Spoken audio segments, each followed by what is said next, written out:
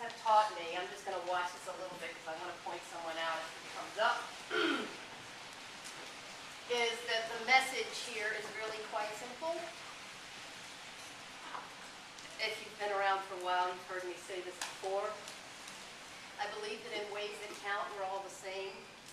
There are plenty of people in this room who feel that way. Very tragically for animals, they don't have voices that speak our language, because if they did, the world surely wouldn't be where it is. And I feel so fortunate to consider these animals my friends, who have taught me more than I ever would have believed a chicken could, or a sheep could. And our mantra at the sanctuary is to let each animal heal in his own way, at his own pace, on his own terms. And when one does that, extraordinary things happen. And here's a little chapter about one of those extraordinary things.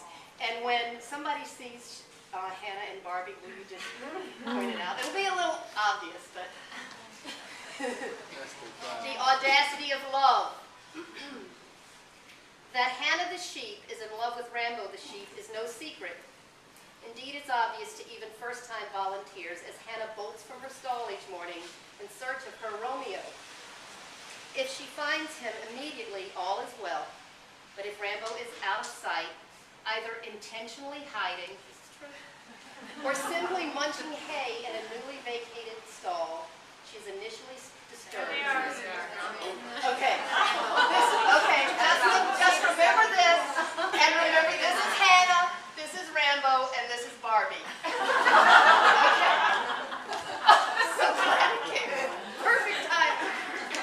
She is initially disturbed, then worried, and finally panic-stricken, uttering a heart-wrenching, baleful as the time it takes to find her soulmate increases.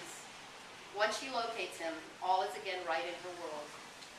She settles into her sheepness, content to roam the barnyard, grazing, stealing alfalfa from the hay room, and plotting kitchen break-ins. That is, as long as Rambo is no more than a foot or two from her. It is a relationship that she needs desperately, and one that Rambo sometimes seems to appreciate, other times only tolerate. Enter the other woman.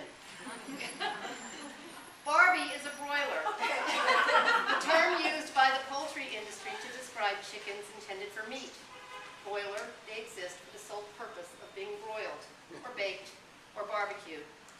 She's one of hundreds who've arrived at CAS over the years from one of New York's 5 boroughs, lucky escapees from live poultry markets, slaughterhouses, transport trucks, and the ritual sacrifices of Santeria. We've taken chickens from dumpsters, chickens tied to trees in Central Park, chickens stuffed in mailboxes, and chickens who were drowning in the streets, left in crates left in flooding streets. Our latest, Barbie, was found in Brooklyn, hiding under a blue Honda. Like Hannah, Rambo, and many more of our smaller animals, Barbie free-ranges during the day. While she is young, the exercise is good for a body that will quickly grow morbidly obese. There's also no outdoor home for Barbie, as our ratio of roosters to hens is about 300 quinzillion to 1. So Barbie snuggles into her house in the main barn each night, then each morning is lifted out to explore the barnyard and cozy up to whomever she chooses. Unfortunately, just like the rest of the girls who've come before her, Barbie has chosen Rambo. For several weeks, Barbie has been napping right next to Rambo, sometimes so close to him that surely even through his wool, Rambo feels the heat emanating from her big bird body. Sometimes she climbs on top of his back, the patient Rambo motionless, and falls sound asleep. Rambo takes her overtures in good stride. For a while, Hannah tolerated the new friendship. After all, Barbie was merely a hen. Hannah could still rest side by side with her love, or stalk him relentlessly as he traveled the barnyard, ensuring all was in order. But Rambo, the most exceptional animal I've ever known, had other things in mind. A couple weeks ago, I stood incredulous as Rambo walked up to Barbie and pawed the ground.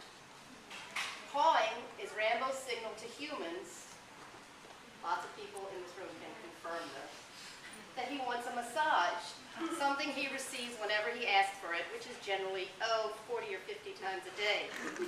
Clearly he thought that if human beings could discern his wishes, then a chicken could too. We stood there, my hand on April's arm, both of us gaping, as our extraordinary friend tried to teach his bird pal to do his bidding. When it didn't work, Rambo finally took the tip of his horns and very gently massaged the little bird. A few days later, Rambo was lying in a pile of hay. Next to him was Barbie, pulling bits of hay from his woolly coat. The deepening of this relationship was too much for Hannah. One recent afternoon, she was nowhere to be found as I entered the barn to set up feed. "Where's Hannah?" I asked Abby. "She's in timeout." "What happened?" I asked, imagining her response. She head-butted Barbie halfway across the aisle. Tension mounted when Barbie began using Rambo as a sofa. At 17 pounds, she is no longer fully mobile, yet she can still manage to climb atop the resting sheep, take a moment to decide whether she wants to face his horns or his woolly rear, and ease down into fluffy bliss. For weeks I'd heard about, but not witnessed, this new development in the relationship between the great sheep and the presumptuous chicken. And then, one crisp December morning,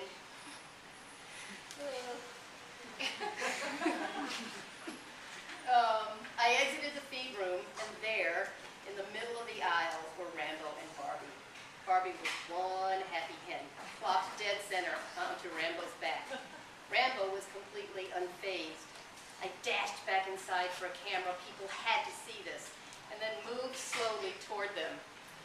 "Rambo, you are a prince," I praised him. "What a kind man you are," as I sat down just feet from them to snap the best shot. And then I heard it. The rapid click, click, click of sheep hooves moving toward us. It was Hannah. She had spotted them.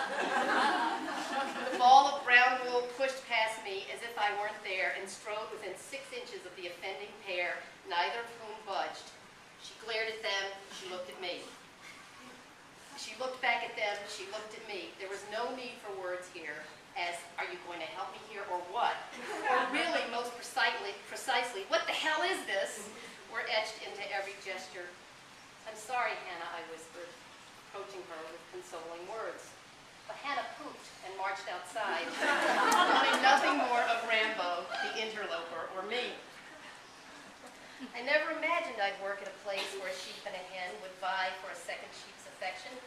But then again, I never imagined that a dying cow would lick my face over and over until he took his final breath. Or that a former cockfighting rooster would evolve into a being who begged us for our lunches, took car rides with me, and happily climbed on my dog Murphy's bed to share a nap. These are the things that love allows. Animals are far more like us than I'd have imagined had I not had the good fortune to be with them every single day of this most wonderful life.